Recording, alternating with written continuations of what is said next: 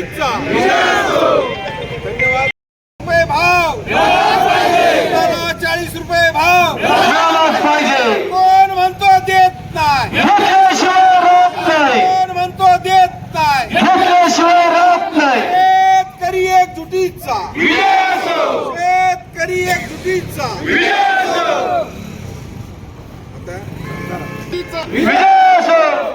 40 रुपये बाजारभाव, 40 रुपये बाजारभाव कोण म्हणतो देत नाही, खाली मुंडकं वर पाय, या सरकारचं करायचं काय?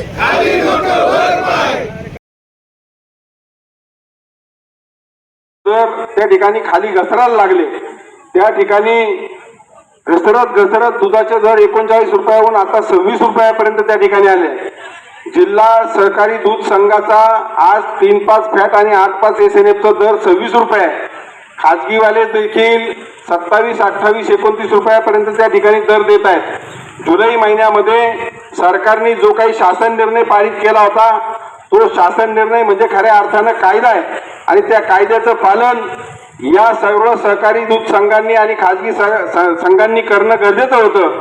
परंतु पावडर आणि बटरचे भाव आंतरराष्ट्रीय बाजारपेठेमध्ये कमी झाले, याचं कारण सांगून या लोकांनी त्या ठिकाणी बाजारभाव कमी करायला सुरुवात केलेली आहे। आणि मला या ठिकाणी आपल्याला सांगायचंय की आपण सर्व जनावरं पाळणारी मंडळी आहात। आपण गायी जरी पाळल्या तरी गायी काय 12 महिने दूध देत नाही। तसं पाहिलं तर तिचा पृष्ठकाळ हा 3 ते 4 महिन्याच्या पुढे नसतो। त्यानंतर भाकड काळामध्ये सुद्धा आपल्याला त्या जनावरांची निगा, त्याची देखभाल, त्याची काळजी घेणं, त्याला चारा असेल, पशुखाद्य असेल ते पुरवणं गरजेचं असतं। म्हणून शासनाचं जे राहुरी कृषी विद्यापीठ आहे, या कृषी विद्यापीठातील जे तज्ज्ञ मंडळी आहेत त्यांनी याच्यावरती अभ्यास केला आणि एक गायीचा जो काही वेताचा फरक असतो, म्हणजे गायी ज्या दिवशी गाभण राहते आणि पुन्हा परत गाभण राहते तो मधला जो पिरियड असतो त्याचा अभ्यास करून त्यांनी दुधाचा उत्पादन खर्च त्या ठिकाणी काढलेला आहे। हे शासनाचा कृषी विद्यापीठाचा उत्पादन खर्च आहे। 1 लिटरचा उत्पादन खर्च 42 ते 43 रुपये त्या ठिकाणी येतोय। मग मला सांगा, आज जर 26, 27, 28 रुपये दर घेऊन आज तोट्यामध्ये हा दूध व्यवसाय आपण कसा करायचा? खरं पाहिलं तर पिंपळगाव आणि आसपासच्या परिसरातील जी गावं आहेत किंवा हा तालुका असेल, खरं पाहिलं तर लोकांना असं काही जणांना वाटतंय की दुधाचं आंदोलन करून हा राज्यव्यापी प्रश्न आहे, पिंपळगावाच्या एका कोपऱ्यामध्ये आंदोलन करून काय होणार आहे? मी तुम्हाला एक सांगतो, आज माझी प्रकृती बरी नाही, माझाही अपघात झालेला असताना मी हे सगळा आटापिटा कशासाठी करतोय की माझ्या दूध उत्पादक शेतकऱ्याला वाऱ्यावर सोडता कामा नये।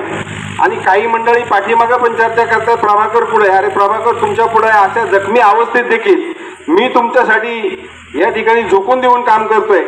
मी आज तुमच्या सगळ्यांच्या साक्षीने सांगतो की आज मी एखादं आंदोलन हातामध्ये घेतलंय आणि मी कधी मागं हटलोय असं आजपर्यंतच्या इतिहासामध्ये कधी घडलेलं नाही। हा विषय कितीही गंभीर असू द्या, कितीही मोठा असू द्या, नाक दाबल्याशिवाय तोंड उघडत नाही। गनिमी काव्याने छत्रपतींच्या शिवाजी महाराजांच्या नीतीनं या ठिकाणी राज्यकर्त्यांना आणि हे संघावाले जे आहेत, खाजगीवाली सहकारी संघावाले जे डिडक्शनच्या नावाखाली फॅट SNFला एका पॉइंटला मात्र मोठ्या प्रमाणामध्ये कपात करून शेतकऱ्यांची लूट करतायत आणि वाढीला मात्र कमी पैसे देऊन तुमच्या तोंडाला पानं पुसण्याचा प्रकार करताय। राज्यकर्त्यांनी सुद्धा शासन निर्णय पारित करताना त्यामध्ये फॅट SNFच्या या पॉइंटचा जो फरक आहे त्याचा उल्लेख त्याच्यामध्ये केला नाही। त्याची पळवाट शोधून या खाजगी आणि सहकारी दूध संघांनी या ठिकाणी शेतकऱ्यांची लूट करण्याचं काम चालू केलेलं आहे। आणि सरकारने सुद्धा आज जवळजवळ 5वा महिना चालू आहे, शासन निर्णय पारित करून 5वा महिना चालू आहे। 3 महिन्यानंतर सरकार आणि त्या ठिकाणी असलेली समिती त्याचा आढावा घेणार होती, परंतु सरकारने 3 महिने नाही 5वा महिना चालू झाला तरी सुद्धा या शासन निर्णयाच्या बाबत कुठल्याही प्रकारचा आढावा घेतलेला नाही। म्हणजे शेतकऱ्यांना वाऱ्यावर सोडलेलं आहे। सरकारने सुद्धा या ठिकाणी डोळेझाक केलेले आहे, मुक्याचं आणि बैऱ्याचं सोंग घेतलेलं आहे आणि या आमच्या दूध उत्पादक शेतकऱ्याला त्या ठिकाणी वाऱ्यावर सोडलेलं आहे। मी तुम्हाला सांगतो 1 लिटरचा जर उत्पादन खर्च 42 ते 43 रुपये असेल आणि आमच्या हातामध्ये 26, 27, 28 रुपये जर पडणार असतील तर मला सांगा आपण ही जनावरं सांभाळायची कशी, आपलं कुटुंब कसं चालवायचं, आपला प्रपंच कसा चालवायचा. मी तुम्हाला सांगतो दर महिन्याला पशुखाद्याचे दर वाढलेले आपण पाहताय, बाकी सगळ्या किमती वाढलेल्या आपण पाहतोय, परंतु शेतकऱ्याच्या मालाला मात्र भाव नाही. येणारा काळ सुद्धा खूप अडचणीचा आहे. यावर्षी अनेक ठिकाणी आपण टीव्हीवर पाहतो, बातम्या ऐकतो, आपण जरा नदीकाठची मंडळी आहे, परंतु दुष्काळी परिस्थिती आहे. जनावरांना चारा सुद्धा उपलब्ध होणार नाही, कडबा देखील उपलब्ध होणार नाही. या पुढच्या काळामध्ये उन्हाळ्याचा काळ येणार आहे, ही जनावरं कशा पद्धतीने सांभाळायची असा गंभीर प्रश्न आज तुमच्या आमच्या समोर या ठिकाणी उभा राहिलेला आहे. आणि एवढा गंभीर प्रश्न असताना देखील आपण जर बघ्याची भूमिका घेतली, आपण जर हालचाल केली नाही, आपण जर उठाव केला नाही, आपण जर काहीच भूमिका घेतली नाही आणि आपणही शांत राहिलो तर मग मात्र आपल्यावर मोठ्या प्रमाणात या ठिकाणी अन्याय झाल्याशिवाय राहणार नाही. आणि या ठिकाणी दूध उत्पादक शेतकरी सुद्धा अडचणीत सापडल्याशिवाय आणि कर्जबाजारी झाल्याशिवाय राहणार नाही. आणि मग ज्या ठिकाणी आज आपण आत्महत्याच्या बातम्या ऐकतो शेतकऱ्यांच्या, उद्या ही वेळ सुद्धा आपल्यावर आल्याशिवाय राहणार नाही.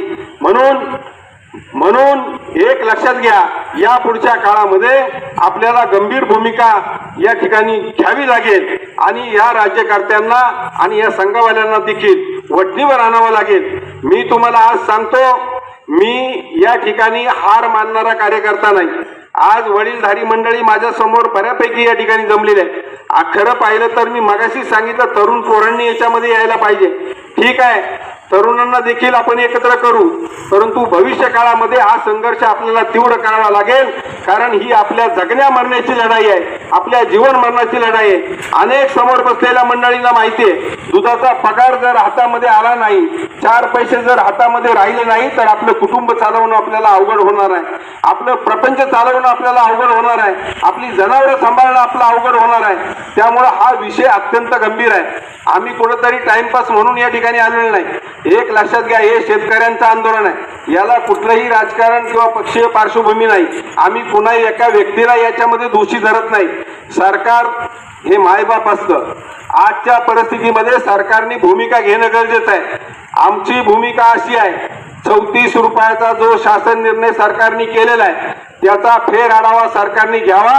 अल्टिमेटम जो आहे, एक 10-12 दिवसामध्ये जो शासन निर्णय आहे त्याचा तुम्ही आढावा घ्या आणि उत्पादन खर्चा इतकी रक्कम सुद्धा जर सरकार आम्हाला देणार नसेल तर मग मात्र या ठिकाणी आम्हाला या पुढच्या काळामध्ये वेगळी भूमिका घ्यावी लागेल. वेळ प्रसंगी माझे पोलीस बांधव सकाळी मला नोटीस घेऊन भेटले होते. मी त्यांना देखील सांगितलं, प्रभाकर बांगर कुठल्याही गुन्ह्यांना आणि आंदोलनाला कधीच घाबरलेलं नाही. आम्हाला इथं उपाशी मारण्यापेक्षा आणि कर्जबाजारी होण्यापेक्षा जर सरकार आमची जबाबदारी घेणार असेल तर आम्ही आत बसायला देखील तयार आहोत. परंतु कायदा हातात घेण्याची चुकी येऊ नका. जर आमचा अंत जर पाहण्याचा कोणी प्रयत्न केला तर मग मात्र आम्ही या ठिकाणी माघार घेणार नाही. आणि या शासन निर्णयाच्या संदर्भात आणि दुधाच्या दराचा जो काही उत्पादन खर्च आहे याच्या संदर्भात सरकारने आपली भूमिका या ठिकाणी स्पष्ट करावी. 10-12 दिवस आम्ही सरकारची वाट पाहू. आम्ही तुम्हाला मुदत देतोय आणि या 10-12 दिवसामध्ये आज जसं पिंपळगावमध्ये आपण एक छोटीशी सभा घेतली आणि या ठिकाणी शेतकऱ्यांचं प्रबोधन केलंय. मी तुम्हाला सांगतो, सगळ्या गोष्टी होतात, अवघड कुठंही नाही, कुठलीही गोष्ट अवघड नाही. फक्त तुम्ही संख्येने एकत्र राहा, एक जीवाने राहा. सरकारला कसं वठणीवर आणायचं आणि तुमच्या पदरात कसं पाडून द्यायचं ही जबाबदारी आमच्यावर सोपा. पण तुम्ही जर गाया पाळून दूध धंदा करून फक्त लांबून मजा पाहणार असाल, घरात बसून मजा पाहणार असाल, आईचं कोणी आणून देणार नाही. या पुढच्या काळामध्ये तुम्हाला प्रत्येक गोष्टीसाठी संघर्ष करावा लागेल, भांडावं लागेल. आणि मी तुम्हाला सांगतो, हे आंदोलन हे शेतकऱ्यांचं आंदोलन आहे. आमच्या संघटना या शेतकऱ्यांच्या संघटना या शेतकऱ्यांसाठी झगडत असतात. सरकार कोणाचंही असू, आमचं काही वैयक्तिक कुणाशी भांडण नाही. परंतु जर आमच्या शेतकऱ्याला कोणी वाऱ्यावर सोडणार असेल आणि शेतकऱ्याला कोणी हलक्यात घेणार असेल आणि शेतकऱ्याच्या प्रश्नाकडे कोणी लक्ष देणार नसेल तर मग मात्र राज्यकर्त्यांना सळो की पळो करून सोडल्याशिवाय आम्ही राहणार नाही. हा इशारा तुमच्या साक्षीने मी या ठिकाणी देतो. यानंतर या ठिकाणी सर्व शेतकऱ्यांनी एकत्र येऊन या ठिकाणी शासनाच्या विरोधामध्ये आणि आपल्या मागण्यांच्या संदर्भामध्ये आपण घोषणा देणार आहोत आणि शांततेच्या मार्गाने हे आंदोलन या ठिकाणी आपण संपवणार आहोत आणि आपल्या सगळ्यांचा पाठिंबा या ठिकाणी गृहीत आहे. मुंबईचा ज्या वेळेला जायचा दिवस ठरेल त्या दिवशी आपल्याला कळवलं जाईल. ज्या ज्या शेतकऱ्यांना त्या ठिकाणी यायचंय त्यांनी, मी तुम्हाला सांगतो, मुंबईला जायला फार खर्च येत नाही. आता चार चाकी गाड्या सुद्धा बऱ्याच मंडळींकडे आहे. आपल्यापैकीच कार्यकर्त्याची गाडी घेतली, घरून भाकरी बांधून घेतली आणि एक पाण्याचा जार गाडीमध्ये टाकला तर तुम्हाला सांगतो गाडीला इंधनाच्या पलीकडे जास्त खर्च येत नाही. मोठ्या संख्येनं आपण मुंबईच्या दिशेने जाऊ आणि जर सरकार आपल्याला हलक्यात घेत असेल, दूध उत्पादक शेतकऱ्यांकडे दुर्लक्ष करत असेल तर सरकारला कसं वाकवायचं आणि कसा निर्णय घ्यायला लावायचा ती रणनीती आपण भविष्य काळामध्ये ठरवू. आपण सर्व मंडळी मोठ्या संख्येने या ठिकाणी उपस्थित झालात. जी दर्दी मंडळी या ठिकाणी उपस्थित आहेत त्या सगळ्यांना मी सलाम करतो. या पुढच्या काळामध्ये असंच एक जीवानी राहा आणि आपल्या सगळ्यांना या ठिकाणी मनापासून धन्यवाद देतो आणि या ठिकाणी थांबतो. जय हिंद, जय महाराष्ट्र. फेसबुकला आमचे पेज लाईक करा आणि आमच्या युट्यूब चॅनेल सबस्क्राईब करा. वास्तव मराठी.